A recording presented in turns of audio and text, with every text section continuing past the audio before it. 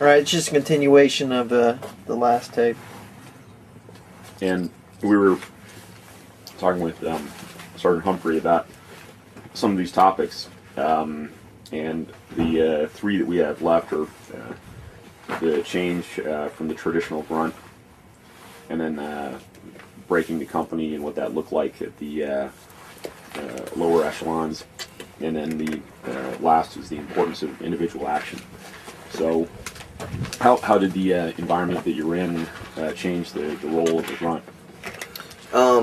I think it was what it came down to was a necessity for a more educated and more intellectually aware Marine than we're normally used to. In 05, you could very easily have made it in Lima Company as a Lance Corporal who just was told where to go and when to shoot. But this time around, you had to be much more savvy to what was going on the larger scale.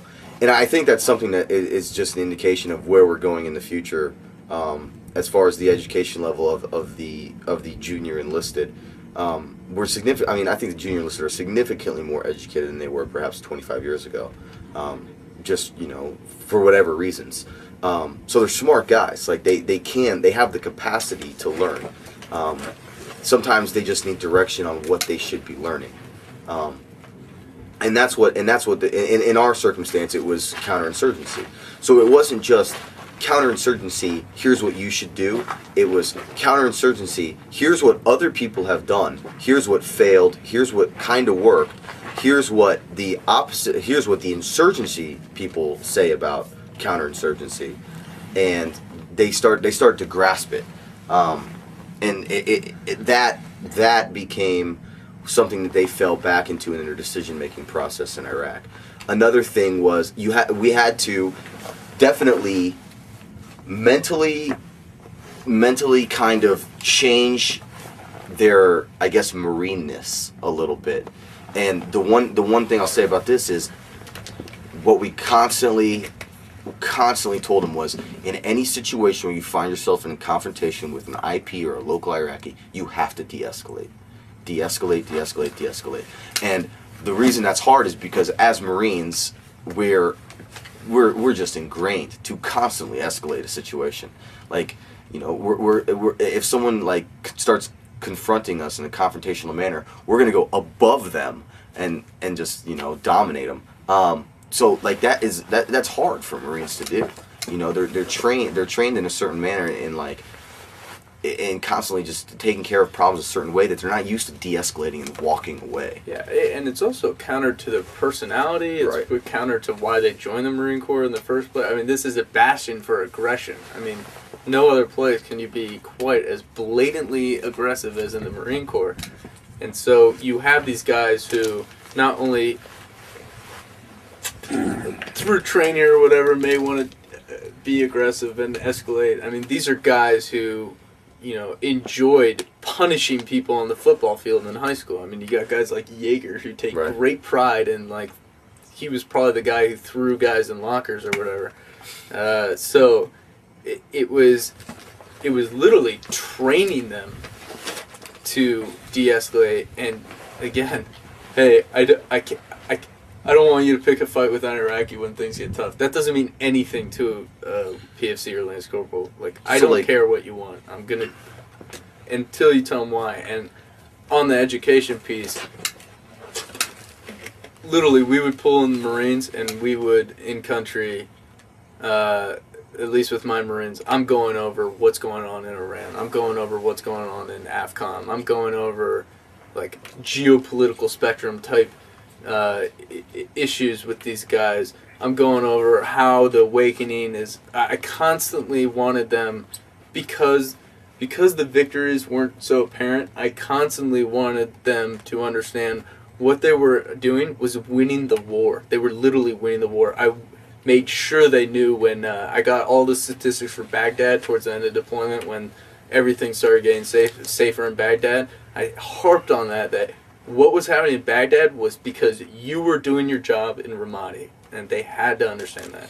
And you're dealing with all kinds of different intellectual levels and capabilities. So the common denominator to all this is why should they de-escalate? Why should they be culturally sensitive? Why should they do all these things? And the two things are, one, it adds to your security and to the Marines around you security and keeps us alive. And number two is you just want to fucking win. And that's all it comes down to. If you have to walk away from a situation that maybe you feel less of a man because you didn't physically confront them, but you ultimately win, then it's not worth it. You know? And those are things that any Marine can relate to. If he hadn't ever said anything else to me about counterinsurgency, and he said, you'll do this just because you want to win, I would have bought into it, in my opinion. So what other techniques did you use to train the Marines to de-escalate situations? Did you role playing or? It was more of just like kind of small group discussion, taking the squads, taking the fire teams. At that point, I was kind of a free agent in the platoon, able to jump around a lot. And what the squad leaders did a really good job of was just talking through stuff with the Marines. Mm-hmm. And a lot of it was just, and it was good because it was coming from these squad leaders who had been to Ramadi in 05 and had been fighting every day. And now they were the ones saying, you know, you want to do this, you want to do that. And the junior Marines who have no experience whatsoever in Iraq really bought into it because they didn't have anything. So junior Marines were making their first tour in Ramadi 2. Right. Did effectively learn to de-escalate. They were better at it than the veterans because they didn't have any baggage. Okay.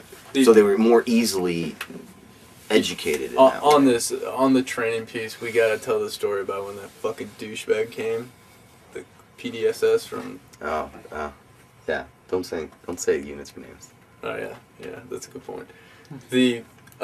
Another unit sent some captains to talk to Lieutenant Humphrey and myself about how he goes. We were talking about why we were doing what we were doing, and this particular officer who was above my grade, nodded. Never mind.